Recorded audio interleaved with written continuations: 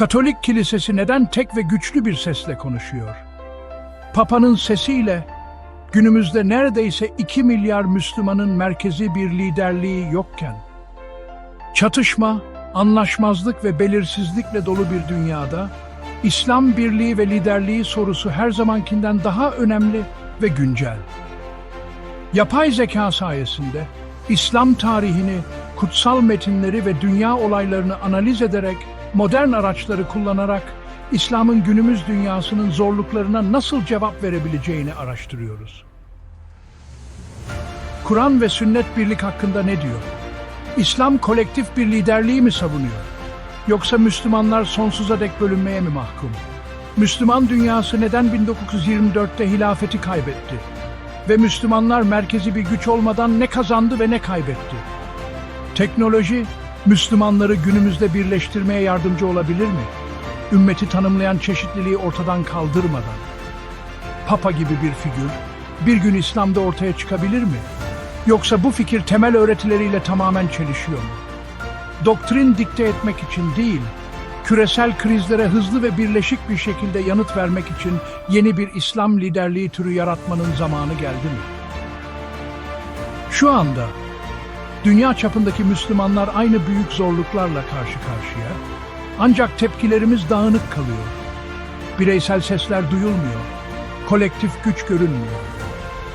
Bu video sadece soru sormuyor, geleceğe giden net bir yol açıyor. Cesaretle temellendirilmiş, Kur'an'da kök salmış ve yapay zeka tarafından destekleniyor. Hristiyanlığın papalık aracılığıyla küresel etkisini nasıl şekillendirdiğine, İslam'ın bir zamanlar nasıl hilafet tarafından yönetildiğine ve günümüzde Müslümanların ümmete dünyanın göz ardı edemeyeceği bir ses veren modern ve dijital bir İslam konseyi aracılığıyla nasıl güçlü ve birleşik bir varlık kazanabileceğine bakıyoruz. Yapay zekayla inanç yolculuğuna hoş geldiniz.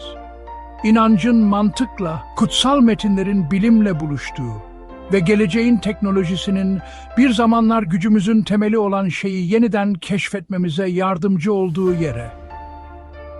Birlikte, birlik içinde, onurla temellendirilmiş, tek bir sesle duran,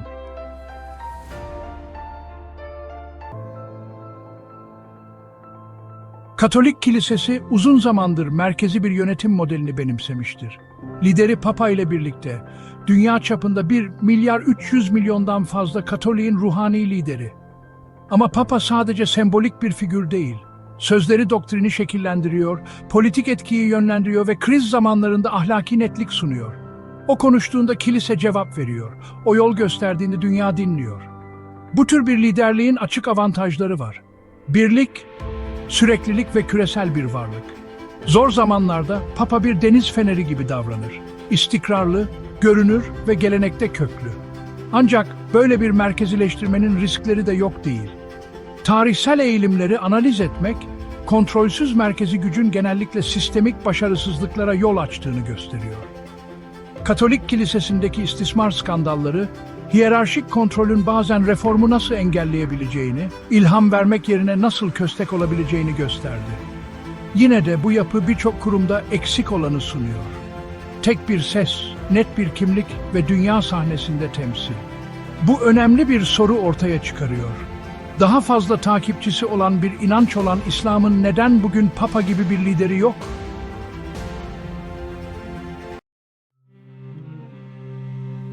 Bugün neredeyse 2 milyar Müslüman, inançla birleşmiş ancak liderlik açısından merkezi olmayan bir din olan İslam'ı yaşıyor.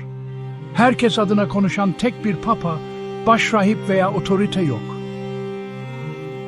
Ama bu her zaman böyle değildi. Tarih boyunca Müslümanlar, Hz. Muhammed'in halefleri olan halifeler tarafından yönetildi. İslam prensiplerine dayanan bir istişare süreci olan şura ile seçildiler. Halife hatasız biri değildi. Ancak adaleti sağlamak, birliği korumak ve inancı desteklemekle görevli bir hizmetkar liderdi. Hz. Ebubekir ve Hz. Ömer'den Abbasilere ve Osmanlılara kadar hilafet bir zamanlar dünya çapında İslam kimliğini ve ahlaki liderliği temsil ediyordu. Bu birlik, yükselen milliyetçiliğin, Sömürgeci etkinin ve laik reformların baskısı altında Osmanlı hilafetinin resmen kaldırıldığı 1924'te kayboldu.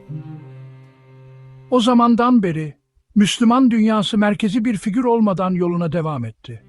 Bunun yerine bağımsız ulus devletler, yerel din alimleri ve bölgesel dini kurumlar ortaya çıktı.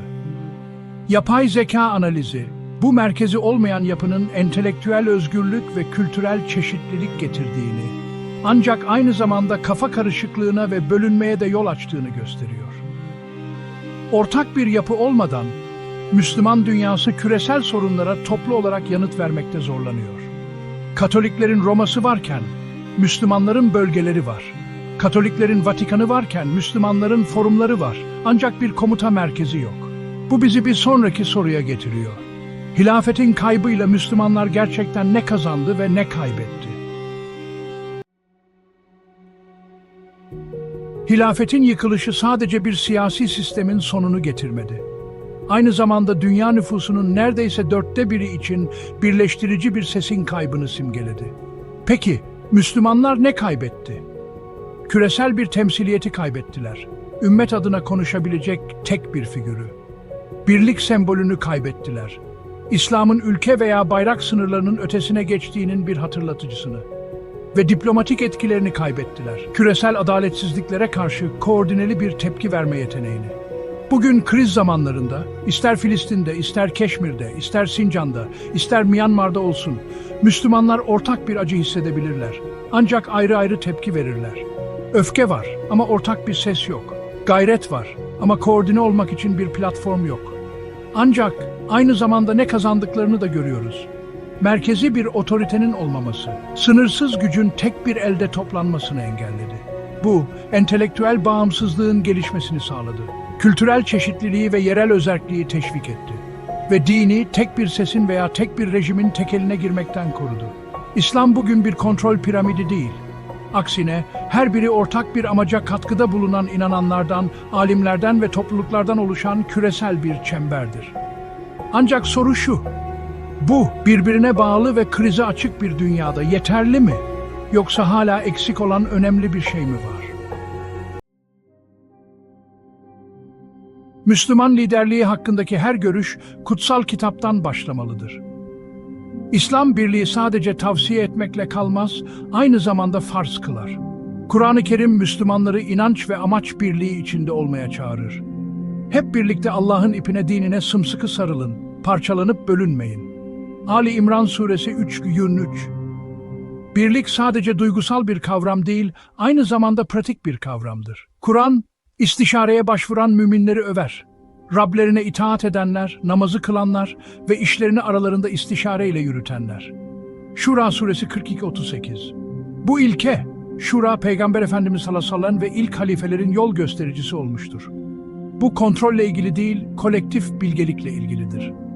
Peygamberimiz Hz. Muhammed sallallahu Müslümanların birliği konusunda net bir tablo çizer. Müminler, birbirlerini sevmede, birbirlerine merhamet etmede ve birbirlerine şefkat göstermede tek bir vücut gibidirler. Vücudun bir uzvu hasta olduğunda tüm vücut uykusuzluk ve ateşle birlikte onun acısını hisseder. Sahih Buhari ve Müslim. Bu öğretiler birliğin bir lüks değil, bir gereklilik olduğunu göstermektedir. İslam farklı görüşlere izin verir ancak ortak kaygı, istişare ve eylemde birlik ister.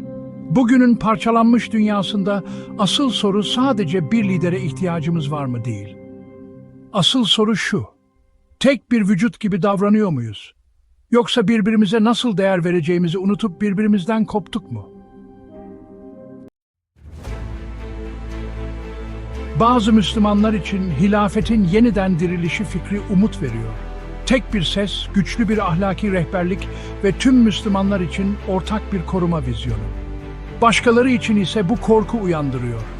Geçmişte yaşanan güç suistimallerinin ve daha yakın zamanda bu unvanı şiddeti haklı çıkarmak için kötüye kullanan IŞİD gibi grupların neden olduğu dehşetin anıları. Peki, hilafet gerçekten yeniden ortaya çıkabilir mi?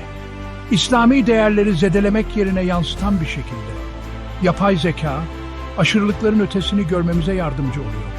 Tarihsel olarak halifeler istişare yoluyla seçilir, Tanrı'nın kanunlarına bağlıdır ve halka karşı sorumludur. Buradaki fikir körü körüne itaat değil, adalet ve bilgiye dayalı ortak bir güvendir. Ancak geleceğe dair herhangi bir vizyon, geçmişin tekrarından kaçınmalıdır. Günümüz Müslümanları demokrasi, bilgi ve anında iletişim çağında yaşıyor. Liderlik artık zorla elde edilemez, kazanılmalıdır. Liderlik uzlaşmaya, dürüstlüğe ve şeffaflığa dayanmalıdır. Bu bir mücadeledir. Ve belki de doğru yapı ve niyetle bu aynı zamanda bir fırsattır. Günümüzde Katolik Kilisesi tek bir sesle konuşmaya devam ediyor. Merkezi, organize ve küresel olarak görülebilir. Papa'nın sözleri manşetlere çıkıyor, siyasi kararları etkiliyor ve ahlaki bir ağırlık taşıyor. Diğer tarafta Müslüman dünyası, inançla birleşmiş olmasına rağmen genellikle farklı yönlere çeken kuğu, karides ve mızrak hikayesi gibi farklı seslerle konuşuyor. Yerel ilahiyatçılar, ulusal liderler ve çeşitli kurumlar birbirleriyle bağlantılı olmadan kendi başlarına hareket ediyorlar. Ve Müslümanların kalpleri birlikte atsa da sesleri dağınık kalıyor. Bu farklılıklar önemli olmaya devam ediyor. Çünkü medya, bilgi kirliliği ve ideolojik kutuplaşma ile şekillenen modern dünyamızda net bir şekilde konuşanlar liderlik ediyor. Atasözünde de dendiği gibi güçlü olan kazanır. Gazze, Çin veya Keşmir'de bir kriz çıktığında internette öfke yayılıyor. Ancak bunu çok az koordineli eylem takip ediyor. Duygular kabarıyor ancak etkisi minimum düzeyde kalıyor. Çok laf, az iş. Dolayısıyla soru sadece tarihsel değil, aynı zamanda günümüzle de alakalı. Müslüman dünyası çeşitliliğini kaybetmeden birleşik bir ahlaki platformu yeniden bulabilir mi? Bu imkansız bir şey istemek gibi. Birlik tek düzelik anlamına gelmez. Ancak dünya adaletsizlik zamanlarında Müslümanlara döndüğünde gürültüyle değil, liderlikle cevap verebilmeliyiz. Sözlerle değil, eylemlerle. Çünkü başkaları tek bir sesle konuşurken biz genellikle birçok sesle fısıldaşıyoruz. Atasözünde dendiği gibi çok başta aşçı yemeği bozar. Ve modern dünyada bu fısıltılar kayboluyor. Papalık modeli Katolikler için işe yarasa da İslam'ın merkezi olmayan teolojisi ve çeşitli gelenekleriyle uyuşmuyor. Ama bu, Müslümanların kendi ilkelerimize uygun, birleştirici bir şey yaratamayacağı anlamına gelmez. Öyleyse, hilafeti orijinal haliyle geri getirmek gerçekçi değilse, günümüz Müslüman dünyasında liderlik nasıl olmalı? Belki tek bir kişi değil, birleştiren bir platform. Bir güç tahtı değil, bir bilgelik merkezi. Bir krallık değil, bir konsey. Dijital, küresel olarak saygı duyulan ve maneviyata dayalı. Birliğe doğru çabalar başladı bile. Şu anda Türkiye Diyanet İşleri Başkanlığı, Mısır Daralifta, Endonezya Ulema Konseyi gibi ulusal kurumlar ve Bosna İslam Toplumu gibi bölgesel konseyler önemli yerel roller oynuyor. Mekke merkezli Dünya Müslüman Ligi gibi küresel kuruluşların daha geniş bir uluslararası erişimi var. Ancak yapay zeka analizi önemli bir sınırlama gösteriyor. Devlet çıkarlarına bağlı kalıyorlar. Genellikle siyasi gündemlerle sınırlılar. Tepkileri genellikle geç veya semboliktir, etkilidirler. Ancak ümmeti küresel kriz zamanlarında ihtiyaç duyulan meşruiyet ve hızla birleştirmede başarısız olurlar. Anlamlı bir dünya konseyi temelden farklı olmalıdır. Herhangi bir devlete veya siyasi programa bağlı olmamalıdır. Atama yoluyla değil, istişare yoluyla ortaya çıkmalı ve sınırlar içinde değil, tüm kültürlerden Müslümanlar adına konuşmalıdır. Bu konsey sadece var olmak için değil, hizmet etmek için olmalıdır. Ümmet artık açıklamaya değil, koordinasyona, netliğe ve cesarete ihtiyaç duyuyor. Şu anda değerli sesler dağınık ve kopuk kalıyor. Bu seslerin birlikte hareket ettiğini hayal edin. Dijital araçlarla çalışan ve Kur'an'ın şişare, adalet ve merhamet ilkelerine dayanan bir Dünya İslam Konseyi. Herkes için fetva vermeyecek, alimleri susturmayacak veya çeşitliliği ortadan kaldırmayacak. Ancak özellikle küresel krizlerde hızlı, net ve kararlı bir şekilde tepki verecek. Nasıl çalışacak? İlk olarak, dijital olarak, şeffaf çevrimiçi tartışmalar ve düzenli sanal zirveler aracılığıyla maliyetleri önemli ölçüde azaltarak, dönemsel liderlik adaleti sağlayacak. Gönüllü bağışlar veya zekat yoluyla finanse edilmesi, maslahat ortak yarar ilkesine uyacaktır. Bunun için milyarlara gerek yok. Sadece inanç, bir yapı ve harekete geçme cesareti. Uzlaşmayı sentezleyen bir yapay zeka düşünün. Şeffaflığı sağlayan bir blok zinciri, dünyanın dört bir yanından alimleri canlı olarak bir araya getiren dijital zirveler. Zamanla bu konsey gerçek bir meşruiyet kazanabilir. Otorite iddia ederek değil, güven kazanarak. Amacı, zihinleri kontrol etmek değil, konumları netleştirmek. Ulusal seslerle rekabet etmek değil, ümmetin ahlaki sesini güçlendirmek. Güç istemek değil, küresel varlığımızı geri kazanmak. Seslerin çoğaldığı ve birliğin zayıfladığı bir dönemde böyle bir konsey merkezi bir güç değil, merkezi bir amaç sunar. Belki de aramızda en yüksek sesle konuşanların değil, en bilge olanların birlikte konuşma zamanı gelmiştir. Break time. Bu video sadece dinleri karşılaştırmakla ilgili değil. Bu, neredeyse 2 milyar Müslümanın kendi kaderini tayin etmesi, liderliği ve geleceğiyle ilgili. Katolik Kilisesi'nin bir papası var. Müslüman dünyasının tek bir lideri yok ama daha büyük bir şeye sahip. Vahiy, inanç ve ortak sorumluluk üzerine kurulu bir birlik mirası. Hilafetin yıkılmasıyla neyin kaybolduğunu gördük. Merkezi olmayan yönetimin neler getirdiğini gördük. Ve neyin mümkün olabileceğini hayal ettik. Bir taht değil, bir platform. Yapay zeka geçmişi anlamamıza ve geleceği hayal etmemize yardımcı olurken bir sonraki adım teknolojik değil, manevi. Ve bu bizden, inananlardan başlamalı. Başkalarının harekete geçmesini beklemeyi bırakın. Pasif olmayı bırakın. Hiçbir samimi Müslüman umurumda değil deyip acı çekenlerden yüz çeviremez. Tepkimiz şöyle olmalı. Birlikte, tek ses olarak. Aşağıya yorum bırakın. Bu fikri desteklediğinizi gösterin. Görünür olduğunda görmezden gelinmesi daha zor ve gerçekleştirilmesi daha kolay olacaktır. Bu videoyu paylaşın.